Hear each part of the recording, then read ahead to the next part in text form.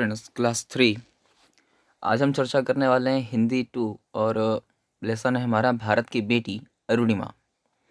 भारत की बेटी अरुणिमा एक ऐसी महिला जिसके पास सब कुछ था, जो एक अच्छी खिलाड़ी थी, लेकिन एक ऐसी घटना के द्वारा उसने अपना पैर खो दिया और एक महान संकल्प किया जिसके द्वारा वह एक अनोखे विजय को प्राप्त हुई। तो एक श्लोक इस पर हमको याद आ रहा है कि पंगुम लंघयते गिरिम यत्कृपातमहं वंदे परमानंद माधवम। ऐसी एक पंक्ति आती है, मिलती है, तो बोलते हैं पंगुम लंघयते गिरिम। अगर आपके अंदर इच्छा है, आपके ऊपर ईश्वर की कृपा है, आप में वो साहस है कि आपके पास कुछ भी ना हो, लेकिन फिर भी आप सबसे उच्चतम चीज़ को पाने की अगर अपने मन में लक्ष्य बनाते हैं, इच्छा करते हैं, उसके लिए प्रयास करते हैं, तो अवश्य ही ऐसा होगा कि पंगुम लंघयते गिरिम, कि एक पंगु, एक लंगड़ा व्यक्ति भी गिरी माने पर्वत को, पहाड़ को भी लांघने की इच्छा कर सकता है, प्रयास कर सकता है और लांघ सकता है उसको।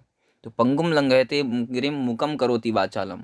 आपके अंदर अगर साहस है, आपके अंदर वह इच्छा है, वह दृढ़ शक्ति है, तो मुकम करोति वाचालम, मूक व्यक्ति जो गूंगा है वह भी वाचाल हो सकता है, वह भी बोलने वाला बन सकता है।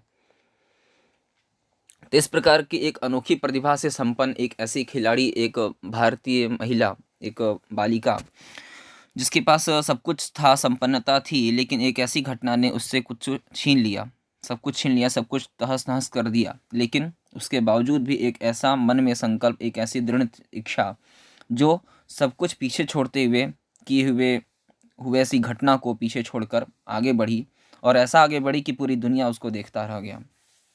तो ऐसे ही एक अनोखी कहानी को आज हम पढ़ने वाले हैं। तो भारत की बेटी अरुणिमा, देखिए, बोले बात सन 1988 की है। उत्तर प्रदेश के शहजादपुर गांव में एक परिवार में प्यारी सी बालिका ने जन्म लिया था। उस बालिका के पिता महेंद्र कुमार सिन्हा और माता ज्ञानबाला सिन्हा ने उस दिन खूब खुशियां मनाई थी। एक बालिका का जन्म हुआ था एक परिवार में।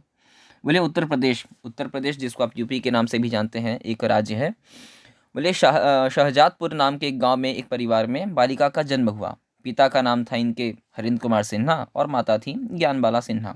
1988 में जन्म हुआ किसका? अरुणिमा नाम की बालिका का। कौन है बालिका, क्या खूबियां इसमें? तो बोले बालिका का चेहरा इतना प्यारा था कि उन्होंने उसका नाम रख दिया अरुणिमा। अरुणिमा, अरुण, अरुण माने होता है सूर्य, सूर्य के समान चमकने वाली, सूर्य के समान देदीप्यमान होने वाली, सूर्य के समान प्रकाश देने वाली, सब कुछ उजाला से भर देने वाली, सब कुछ प्रकाशतम कर देने वाली ऐसी महिला, ऐसी अरुणिमा। तो बोले कि अरुणिमा को अपने पिता का दुलार अधिक दिनों तक नहीं मिल पाया। क्या हुआ? तो बोले जब वे 10 वर्ष की थीं तभी उनके पिता इस दुनिया से चल बसे। चल बसे शब्द को देखिए, यहाँ पे हेडिंग में दिया हुआ है, मतलब लाल किया हुआ है, कलर्ड शब्द है। तो इस शब्द का अर्थ समझ लेते हैं। अचल बसना माने होता है निधन हो जाना या मृत्यु हो जाना, देहावसान हो जाना, निधन हो जाना, जिसको आप डेथ भी कहते हैं। तो अरुणिमा के पिता का साथ अधिक दिनों तक नहीं बना रह पाया, लेकिन जब 10 वर्ष की वो पहुंची, जब वो 10 वर्ष की हुई अरुणिमा, तो उनके पिता का स्वर्गवास हो गया। परिवार पर दुखों का पहाड़ टूट पड़ा था।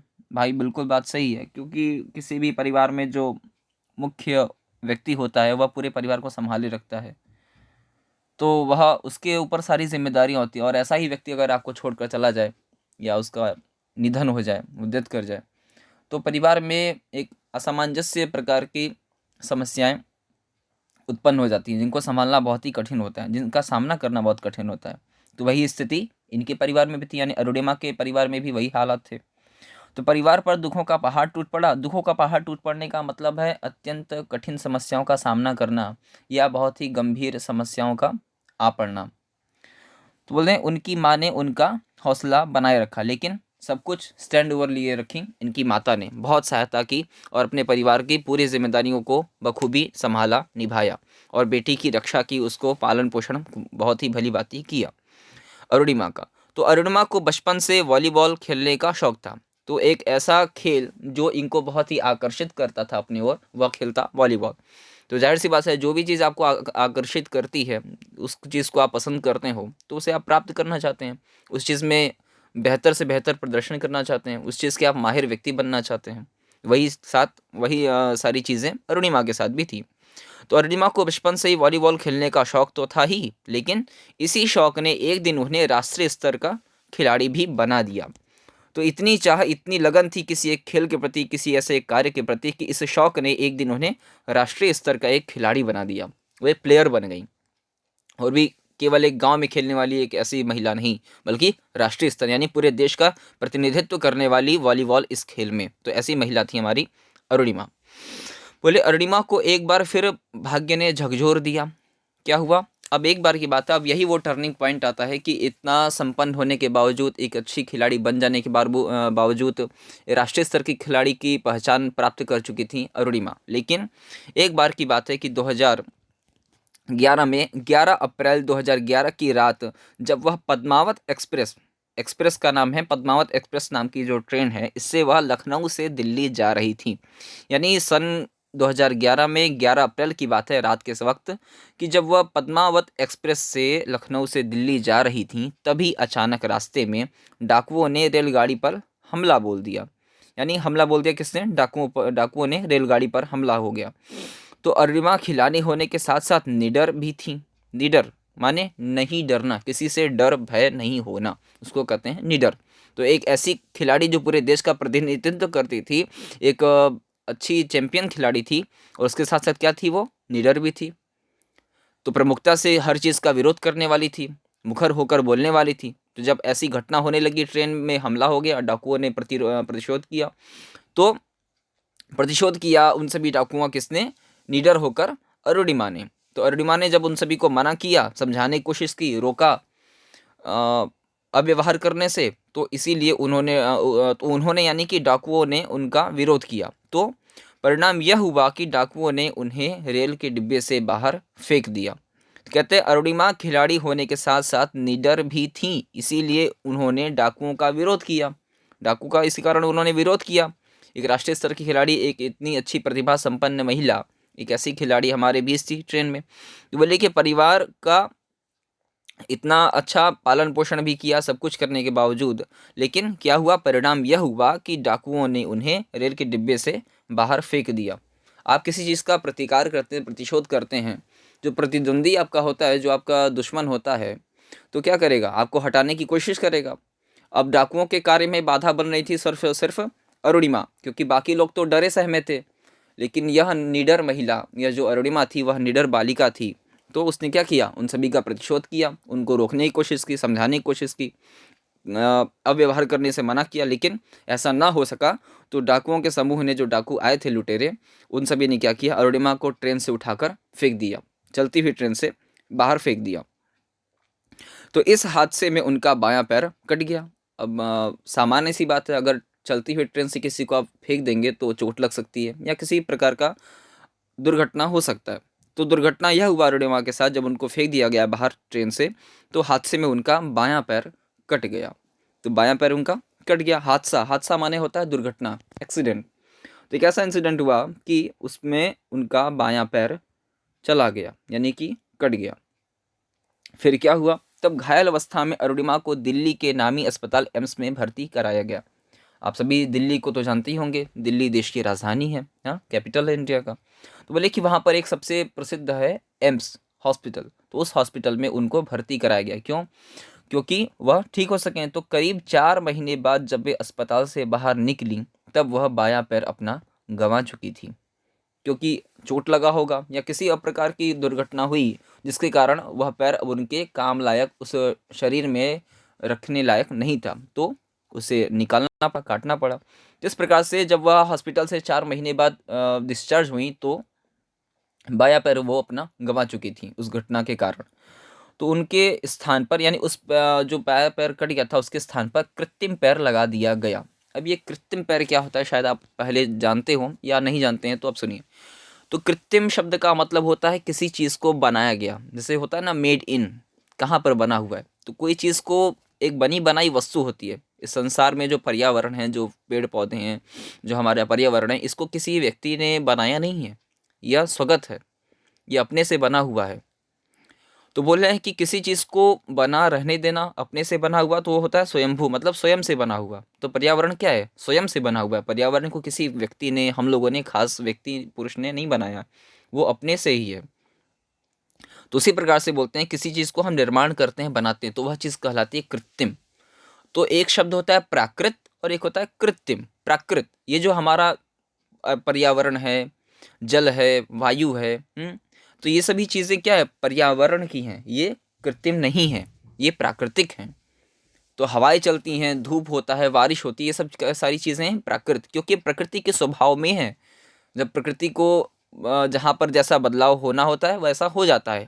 हम उसको बदल नहीं सकते या रोक नहीं सकते। अगर बारिश हो रही है तो हम उस बारिश को रोक नहीं सकते या जानबूझकर बारिश नहीं करा सकते। तो उसी प्रकार से यह सारी चीज़ें क्या हैं, प्राकृत हैं। तो प्राकृत चीज़ों को स्वगत माना जाता है, वह अपने से ही घटित होती हैं, उनको परिवर्तनशील बनाना नहीं चाहिए और नहीं बनाया जा सकता। क्यों? क्योंकि वह स्वगत है, उनको आप परिवर्तन नहीं ला सकते। आपको यह बात पता है कि जून में, जुलाई में गर्मी पड़ती है तो अवश्य ही गर्मी पड़ेगी। आपको यह बात पता है कि जनवरी में, फरवरी में, दिसंबर में ठंड पड़ती है भारत देश में, तो ठंडी ही पड़ेगी। यहाँ पर उसमें धूप अत्यधिक तेज नहीं होगी कि आपको गर्मी लगने लगे। तो ये सारी चीज़ें जो प्राकृत हैं, यह सारी स्वगत है, इनको आप बदल नहीं सकते, ये ट्रुथ है। तो उसी प्रकार से बोले कि कृत्रिम पैर लगा दिया गया। तो कृत्रिम शब्द का मतलब होता है एक आर्टिफिशियल, जिसको आप इंग्लिश में ऐसा शब्द प्रयोग करते हैं, तो आर्टिफिशियल पैर लगा दिया गया। तो उनके टूटे हुए पैर की जगह या जो पैर कट कर निकाल दिया गया था उसके स्थान पर एक कृत्रिम पैर लगा दिया गया, जो कि मेटल का बना हुआ होता है। सामान्य तौर पर किसी व्यक्ति ने अगर पैर गंवाया हो या ऐसा कोई व्यक्ति हो तो उसे आप देख सकते हैं, उनको सभी को ऐसा लगाया जाता है। तो बोले उसके स्थान पर कृत्रिम पैर लगा दिया गया। अरुणिमा ने अपना एक पैर खोया था, यानी कि अब वह एक पैर अपना गंवा चुकी थी, एक ही पैर उनके पास बचा था और दूसरा पैर जो कि उनको कृत्रिम लगाया गया था मशीन से। बोले कि मजबूत इरादा उनके पास अब भी मौजूद था। वह महिला इतना सब कुछ होने के बाद, इतनी बड़ी घटना, इतना बड़ा हादसा, दुर्घटना होने के बावजूद भी अपने मन को हारी नहीं थी, अपने मन से हारी नहीं थी। तो क्या किया, इतना मजबूत इरादा था उसका, उन्होंने मन ही मन ठान लिया, यह विश्वास किया, ठान लेना, विश्वास करना, दृढ़ दृढ़ संकल्प कर लेना। क्या दृढ़ संकल्प किया कि वे दुनिया की सबसे ऊंची चोटी पर चढ़कर अपने देश का तिरंगा झंडा फहराएंगी और गर्व से कहेंगी कि वह भारत की बेटी हैं।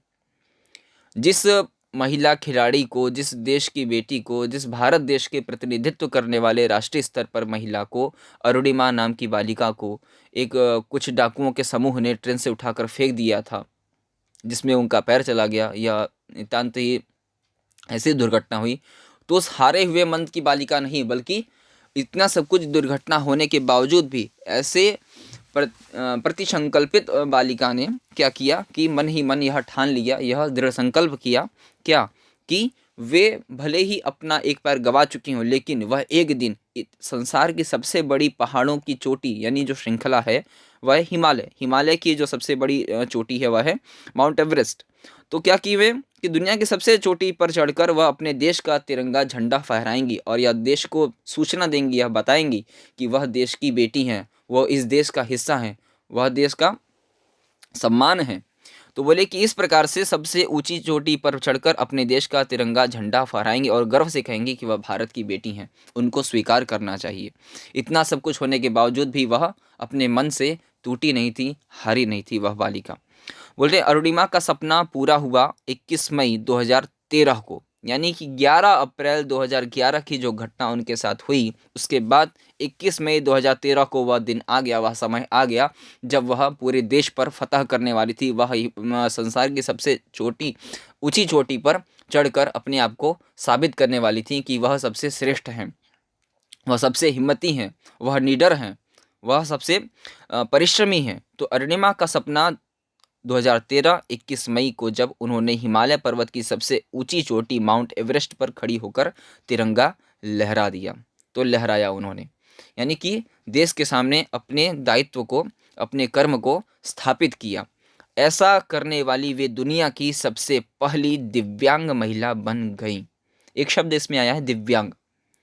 पहले आपने इस शब्द को नहीं समझा हो या नहीं जाना हो तो देखिए, दिव्यांग उसे कहते हैं जिस व्यक्ति का आकृति सामान्य पुरुषों के अलावा, यानी हम सभी जैसे हैं, हमारे पास दो आंखें हैं, आँख है, हाथ है, पैर है, मुंह है, ठीक है, तो इस प्रकार के शरीर से जो हल्का सा अलग प्रकार का हो, यानी किसी के पास अगर पैर नहीं है, जैसा कि अरुणिमा के साथ घटना के कारण हुआ किसी किसी के पास घटना के साथ ऐसा होता है, या किसी को स्वगत माने जन्मजात ऐसा हो, तो ऐसे जो व्यक्ति लोग होते हैं उनको कहा जाता है दिव्यांग, यानी कि एक अंग विशेष रूप में होना।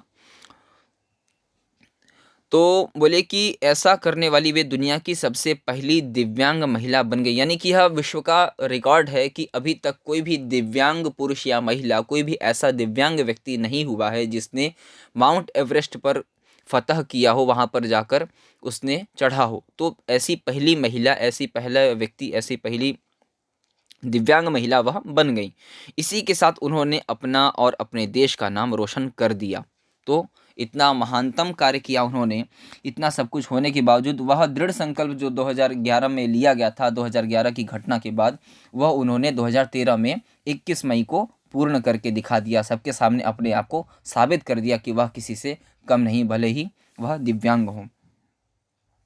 तब अगले पेज पे चलते हैं। कह रहे हैं कि तब उन्होंने दिखा दिया कि जीवन में अगर कुछ करना, यदि कुछ करना हो तो पक्का इरादा कर लेना चाहिए। अगर आप अपने जीवन में कुछ लक्ष्य, कुछ टारगेट रखते हैं, कुछ इच्छाएं हैं, मन में संकल्प है आपके, तो वह संकल्प सिर्फ संकल्प नहीं रहे, बल्कि दृढ़ संकल्प बनना चाहिए। आपको वह किसी भी कीमत पर पाना ही है। तो इस प्रकार का पक्का इरादा, उसी कहते हैं दृढ़ संकल्प, कर लेना चाहिए। यह आपको सजेशन देते हैं इस पाठ को पढ़ने समझने के लिए। तो बोले तब सफलता आपके चरणों को स्वयं चूमेगी। अगर आप ऐसा परिश्रम करके दिखा देते हैं तो आपको कुछ साबित करने की ज़रूरत नहीं, वह परिश्रम ही आपको आपके लक्ष्य तक पहुंचा देगा। आपका परिश्रम ही आपको आपके लक्ष्य तक पहुंचाएगा। तो बोले सफलता स्वयं आपके चरणों को चूमेगी, कदमों को चूम लेगी, सफलता आपको प्राप्त हो जाएगी। उन्होंने दुनिया को संदेश दिया कि सफल होने के लिए आपको कठिन परिश्रम, लगन और निरंतर अभ्यास करना होगा। तो बोल रहे हैं कि सफल अगर आप होना चाहते हैं, successful if you want to be, so आपको कठिन परिश्रम लगातार करना चाहिए। लगन, वह दृढ़ संकल्प आपके अंदर हमेशा निरंतर बना रहे, वह किसी भी क्षण मन से दूर नहीं होना चाहिए। वह लगन मन आपके मन में बनी रहे। और निरंतर अभ्यास, हर स्टेप आपको उस लक्ष्य की ओर एक कदम एक कदम करके आपको बढ़ता चला जाए, यानी कि उस लक्ष्य की ओर आप एक एक करके बढ़ते ही चले जाएं। एक जगह ठहरना नहीं है, रुकना नहीं है। तो बोले निरंतर अभ्यास आपको आपके लक्ष्य तक पहुंचाएगा, और जब ऐसा हो जाएगा तो सफलता स्वयं आपके चरणों को चूमेगी। जिस प्रकार से यह पाठ आपका समाप्त होता है,